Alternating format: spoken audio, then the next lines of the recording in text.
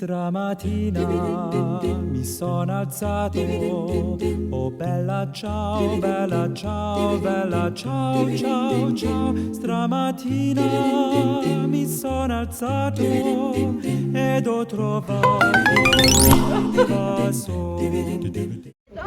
Bon, je vous donne le plan rapido. Grosso modo, on rentre dans le marché, on fait un petit tour du marché en chantant la chanson. Éventuellement, on va partir vers le marché couvert aussi. Et une fois qu'on aura fait un grand tour, on pourra soit, si on a envie, continuer à refaire un deuxième tour, soit on se dispatche. Si on est embêté, par exemple, on se répartit et on essaye de faire signer la pétition. En fait, on manifeste contre la fermeture de l'école de la Moulette. Voilà. Et il y a également l'école de Romain Rolland à Bergerac qui est menacée de fermeture pour la rentrée.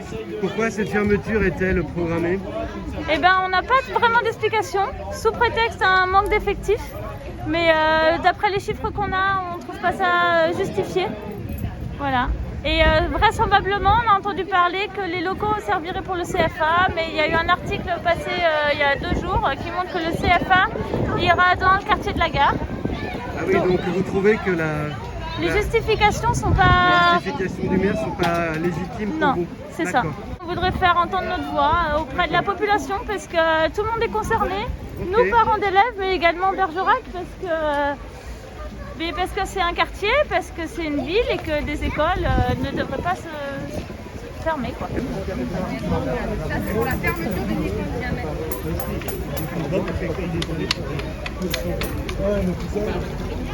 c'est vrai qu'avec les petits enfants, c'est il y a une diminution d'effectifs, oui, à certains endroits. La réalité, c'est que de toute façon, les classes étaient déjà surchargées avant. Et ça fait longtemps qu'on dénonce ce fait-là. On aurait pu profiter, notamment de la période, profiter, peut-être le terme n'est pas le bon, mais en tout cas, dans la période de Covid, on s'est rendu compte que le fait que ces classes soient surchargées, ça posait beaucoup de problèmes.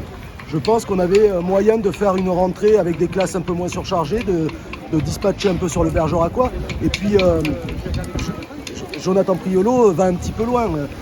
Quand on voit que même l'éducation nationale et notamment la DAZEN demandait sur la Moulette par exemple juste une fermeture de classe et qu'il en profite pour fermer toute l'école, il y a de quoi se poser des questions et en tout cas on se rend compte que l'école publique, l'école laïque n'est pas une des priorités de cette mairie de droite et nous ça nous pose beaucoup de questions.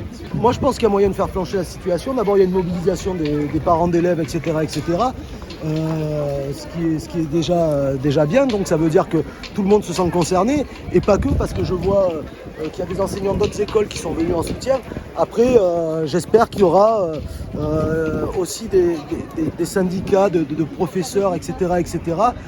Qui se saisissent de ce débat-là pour faire valoir leurs revendications et notamment, on le sait, pour certains qui demandaient plus de moyens dans les écoles, des effectifs plus bas, etc. Et moi je pense que la messe n'est pas encore dite, la carte scolaire n'est pas encore fixée pour septembre de l'année prochaine, donc il faut continuer à se battre. Stamattina mi sono alzato, oh bella ciao, bella ciao, bella ciao, ciao, ciao. Stamattina mi sono alzato ed ho trovato un vaso.